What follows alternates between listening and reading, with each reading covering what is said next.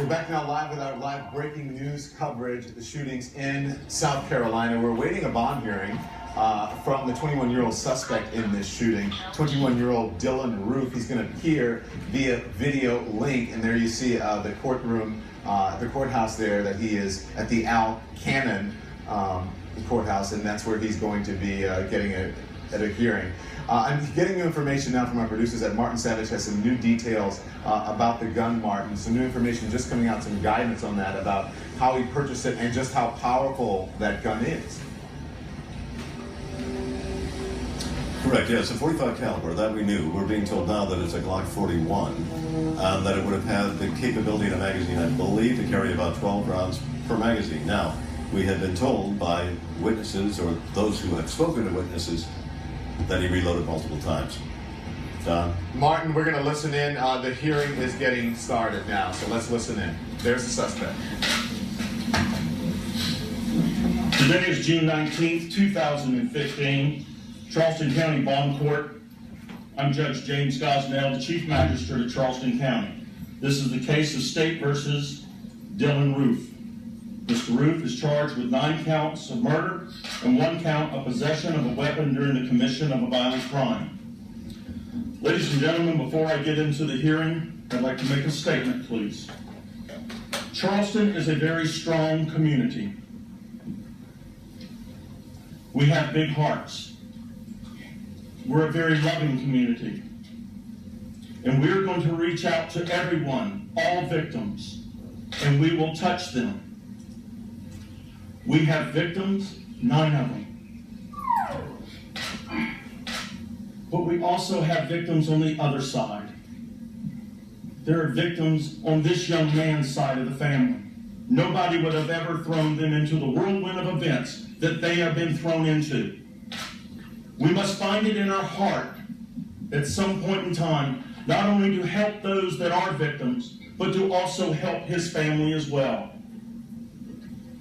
When it's all done and said, Scarlett Wilson, the solicitor, and Ashley Pennington will have done the best job that they can do. They're some of the finest. Our law enforcement are the finest in this state, and they will do their job honorably. I trust they will. With that being said, we will move forward today with this hearing. Mr. Roof is charged with 9 counts of murder and 1 count of possession of a weapon during the commission of the crime. Representing the state is the solicitor Scarlett Wilson, and representing the defendant is Mr. Ashley Pennington. Does the defendant give me permission to conduct this hearing via video conferencing? Mr. Pennington? Yes, sir. I've discussed that with Mr. Roof, and he's aware that this would be the process, and I certainly agree to that. Thank you very much. Mr. Roof has counsel today. He's been appointed, and it would be Mr. Pennington. Is that correct, Ashley? Yes, Your Honor. Thank you, sir. Mr. Roof, you're charged with 9 counts of murder and 1 count of possession of a weapon during the commission of a violent crime. Your first appearance court date will be October the 23rd, 2015 at 2 p.m. Your second appearance court date will be February the 5th, 2016 at 9 a.m. Mr. Roof, you have the right to a preliminary hearing. This is a hearing to review the evidence that the state is using to establish probable cause, to substantiate the charges that they have brought against you today. I have some questions, if I may, with permission of counsel. Mr. Roof, is your address 10428 Garners Ferry Road in Eastover, South Carolina? Is it? Yes, sir. Thank you, sir. What is your age? 21. You're 21 years old. Are you employed? No, sir. You're unemployed at this time? Yes, sir. Thank you. Detective Burkhart? Yes, sir. Does the defendant have a criminal history? He does, Your Honor. What is it, please? There's only 2 charges that I'm aware of. I have a drug possession charge of 3-1-15, and I have a trespassing of 4-26-15. Thank you very much. Yes, sir. Your Honor, I would point out that the drug charge is not a disposition. There's no disposition. It's pending at this time? That is correct. Thank you very much. So noted. Solicitor Wilson, do you have any statement to make before this court today in regards to these charges? Not now, Your Honor. Not at this time. Mr. Pennington, do you have any statements to make to this court in regards to these charges? Your Honor, I've met with Mr. Roof. I think he understands the proceedings. He understands that only a circuit court can set bond in the murder cases. Therefore, we're prepared today to accept the no bond arrangement. We appreciate the court's courtesy, and I will gather all information and supply it to him in due course. Thank you. Before we go into the bond process, I would like to ask, are there any members, or is there a representative of any of the family that would be here that wish to make a statement before this court before I post or set the bond? I'll go through this. Susie Jackson, is there a representative of the family of Susie Jackson? No. Sandra Singleton, Miss Singleton. There are. Will you please stand? You have a right as the representative of the family to make a statement today before we set bond. Would you like to do so, ma'am? Thank you very much. Ethel Lance, would you like to make a statement in regards to this hearing concerning Ethel Lance as a victim, ma'am? Would you like to come forward, please?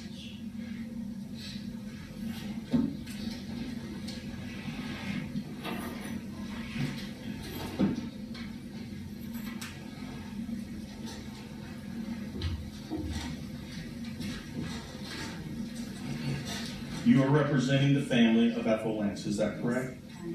And you are whom, ma'am? The daughter. The daughter. I'm listening, and you can talk to me. I just want everybody to you, I forgive you. You took something very precious away from me. I will never talk to her ever again. I will never be able to hold her again. But I forgive you. And have mercy on your soul. You hurt me. You hurt a lot of people. But God forgive you. God forgive you. Thank you, ma'am, and I appreciate you being here. Representative of the family of Myra Thompson. Sir, would you like to make a statement before this court? Please come forward.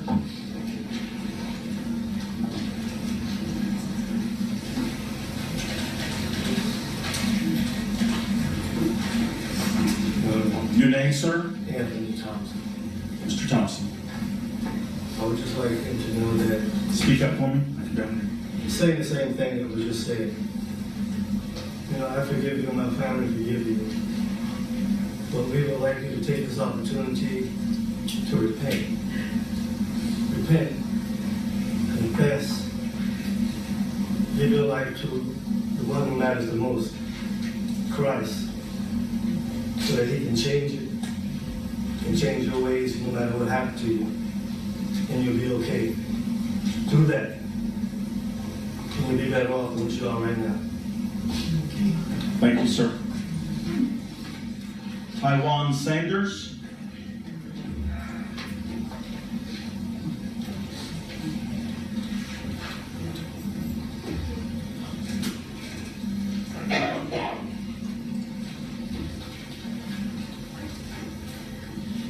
Your name, ma'am? Felicia Sanders. Thank you, Ms. Sanders, for being here. We welcome you Wednesday night in our Bible study with open arms. You have killed some of the most beautifulest people that I know. Every fiber in my body hurts. And I'll never be the same. Tawanza Sanders is my son, but Tawanza was my hero. Tawanza was my hero. But as we say in Bible study, we enjoyed you, but may God have mercy on you. Thank you, ma'am. A representative of Daniel Simmons.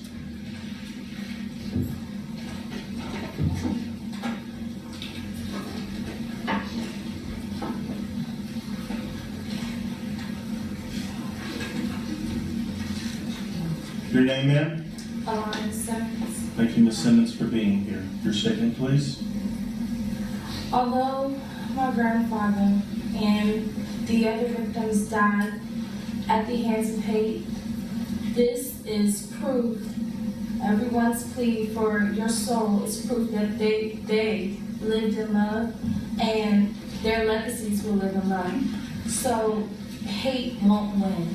And I just want to thank the courts for making sure that hate doesn't win.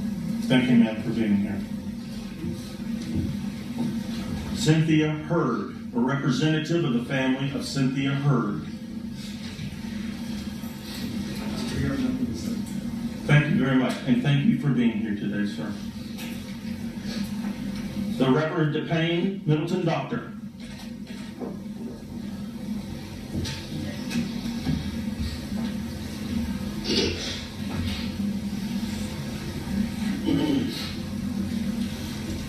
Your name, please, ma'am?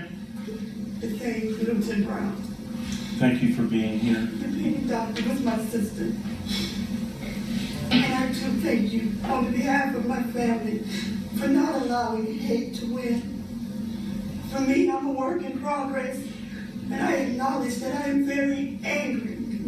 But one thing DePayne has always joined in our family with is that she taught me that we are the family that love built.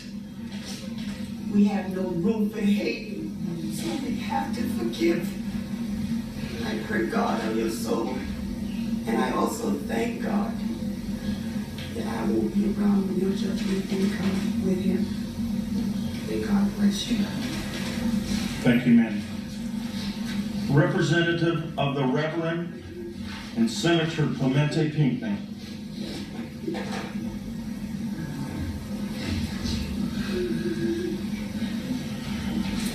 Is there a representative of the Pinckney family here today? Thank you. Mr. Pennington, is there anything else you wish to tell the court? Not at this time, Your Honor. Ms. Wilson, is there anything that you wish to tell the court? No, sir, Your Honor. I just want to make it clear to those who aren't familiar again with that process that you don't have authority to set bond on the murder charges, so that's why you aren't addressing those. We do have the bond for the one firearms charge.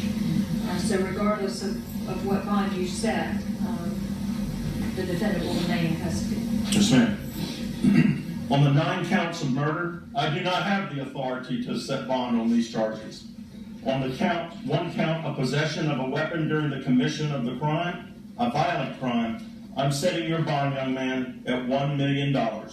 Is there anything else to come before this court today in regards to this case? Hearing none, we stand concluded in this hearing. Thank you. Thank you, Your Honor.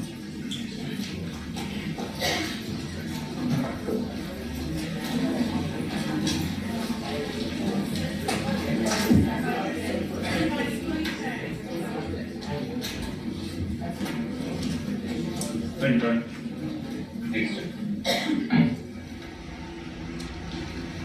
So, I really don't know what to make of this. I don't know what to make of, and I don't know what to make of what the judge said in the beginning, which was very odd. I want to talk about the very emotional family statements, which really almost had us in tears here. But let me say, before this judge says, sitting in front of a group of all 9 the family members, they asked all 9 family members to bring representatives for this bond hearing, and one of the first things out of his mouth is that Dylann Roof's family are victims in this. What the hell is he talking about? That was really shocking. I actually have never seen in a bond proceeding in arraignment a magistrate judge give any sort of Why speech, did and they say certainly that? not a speech that seems to, I don't know, seems to feel sorry for the defendants, the perpetrators' family. I've never seen anything like that, and I actually thought that was really inappropriate. Go ahead, Bakari. Let me tell you, I haven't been practicing law that long in South Carolina, especially like Mr. Mather and others, but I will tell you, I've never seen it in the courtroom at all. And just as a spectator, it caught me off guard. I didn't know if I was going to give any legal analysis or cry up here. Exactly. It was that emotional. And for him to start off the hearing the way he did, it took me aback. I don't know that judge personally. Judge James Gosnell is his name. And he started out by saying, I want to say that I have the utmost confidence in the solicitor here, which is Scarlett Wilson. Well, I agree with that. I mean, that is fine. All right, that's beyond that. That's normal. And law enforcement. But to come out with all of those people sitting there emotionally crying, they just lost their loved ones 2 days ago, and to say, and also I want to talk to the suspect's family. What? I don't think anybody understands it, and I think that is why it was also inappropriate for this defendant to be on videotape outside of the courtroom. You want victims' families to have the opportunity to look in someone's eyes and explain to them what their crime has done. And we knew that those families were going to be there, and that is why he shouldn't have. Their family members didn't get. Hang on, wait, Bakari. Their family members didn't get a chance to sit in that church via video with a bulletproof vest or whatever. They didn't know it was coming. He had the opportunity to face these families with a bulletproof vest on, what have you, but chose not to do it, and he should have done it. I agree with Sonny. But I'm not going to disagree with that, but I do want to, I don't want to give this judge and his statements too much air. I don't want to give too much air to him being in the courtroom, not being in the courtroom, but those statements that we heard from those families we're going to talk about were very, very powerful. Well, beyond, again, you're right, beyond the judge, which you said you didn't know if you wanted to be, to be upset, right? Or to be mad, or to cry. When the first one, I think the first representative that came up was from Ethel Lance's family. And before we do that, let's read this here. These are the victims, and they asked all of them to be in court. Clementa Pinckney, which we know, we call him Clem. Cynthia Hurd, who's 54. There's Sharonda Coleman Singleton, who's 45. Tawanza Sanders, who's 26. Ethel Lance, 70. Susie Jackson was 87. DePayne Middleton Doctor, 49. Myra Thompson, 59. And Daniel Simmons, 74. Let's go back into the court. There are victims on this young man's side of the family. Nobody would have ever thrown them into the whirlwind of events that they have been thrown into. We must find it in our heart at some point in time, not only to help those that are victims, but to also help his family as well. And it's all done and said. Scarlett Wilson, the solicitor, and Ashley Pennington will have done the best job that they can do. They're some of the finest. Our law enforcement are the finest in this state, and they will do their job honorably. I trust they will. With that being said, we will move forward today with this hearing. Mr. Ruth is charged with 9 counts of murder and 1 count of possession of a weapon during the commission of the crime. Okay, so again, this is all done via video link. It's done via pool cam, and they're repeating it as they do video turnaround. After hearing them. Okay, so I was being way too cautious. Okay, thank you very much. Yeah, I had to listen to him again and just say, there's a time and place for everything, and sometimes we do act differently with the camera in our face in the show, but we need some respect and love. And listen. If we're going to be honest about it, we have to be honest about this particular conversation. For this judge, there's so much hurt and pain, and many people are outraged by them. And for him to talk about that, fine. The church community will deal with that. Even the victims' families. The first one said, "I forgive you." I don't know if I'm that big a person, because there are other words that I want to put in front of you for him if I was a member of family, involved in this. But forgive would not be the first word that came out of my But it mouth. goes to show you that these were God-fearing people, or are God-fearing people, that these are people But God-fearing people that are human as well. that are And that's raised very within big the of church, them. though, and forgiveness is I think, a tenet of this community. And for this woman to say she wanted God to forgive him, and Right. she also forgave him, and that, I think, is the message that this community I probably respect what needs she right now. says. I respect what she says. I'm saying that's a very big thing to do. But you also taking this young man, this callous young man out of the situation. I challenge you to find one example since you've been here on the ground in Charleston of something other than people with open arms, people showing love, people showing kindness, and that's what you saw in the courtroom from those victims' families. We haven't seen anything but that around We've seen here. Charleston strong. We've seen We Charleston certainly strong. have. We've seen South Carolina show us true colors. Your statements were very poignant. We're going to get back to New York in a second. Your statements were very poignant when you said, I don't know if to be angered or to cry. Or cry. Yeah, but those, I think the statements by the judge were outrageous, and the family, those were very big statements, and these are God-fearing people. You're absolutely right. My thing is that if you take that video that you see to the right of your screen there, and you put it in black and white, Sonny, as we said during this, it would look like we were looking at a scene from the 1950s and 1960s during the height of the civil rights movement and unrest in this country. It's just that now it's colored through the color of, Technicolor and high def, but it's him, the way he spoke. Yes, sir, I'm 21 years old. That same tone that we heard during the civil rights movement, we're hearing now. Well, I think what's remarkable is his age, his youth, and the amount of hatred that he has. I think, Bernice King spoke and spoke with the words of her father, saying that as a society, given what has happened with this, we have to think about what produced a young man like this. We have to think about why he has that kind of hatred and why the society produced him. And as we are sitting here talking, as a hearing just wrapped up, there is a vigil going on. There are family members who are gathering here at the church. The church is starting to open up, and there you can see the outpouring of people who are supporting each other and the real meaning of religion and God, what it should be. And I don't want to talk about Dylan anymore. I mean, he's had his fair share of time. He had his face on TV today. Let's talk about these 9 people, what they meant to each other, to this community, to their families. And let's let the justice system, and he will be in front of them one day. Yeah, I want to show this. As we get back to Anna, we'll get back to us here in South Carolina in a minute. But Anna, I want to show you this.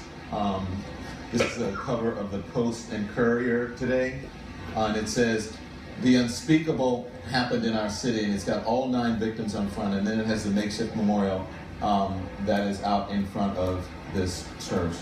So, Ana Cabrera, it's what an interesting hearing, and what an interesting day here, very emotional day, not only for South Carolina, but for the country. Absolutely. I'm having people tweet me saying that they got teary-eyed listening to that court appearance, particularly hearing from the family members who spoke today. We heard a lot of them crying as they talked about the hurt and the pain that they're feeling, having lost these loved ones. We heard from the mother of Tywanza Sanders, who of course is the youngest victim, just 26 years old, starting really his life in the next journey with his career. He just graduated college. And as Don mentioned, there was a lot of talk about forgiveness. Why?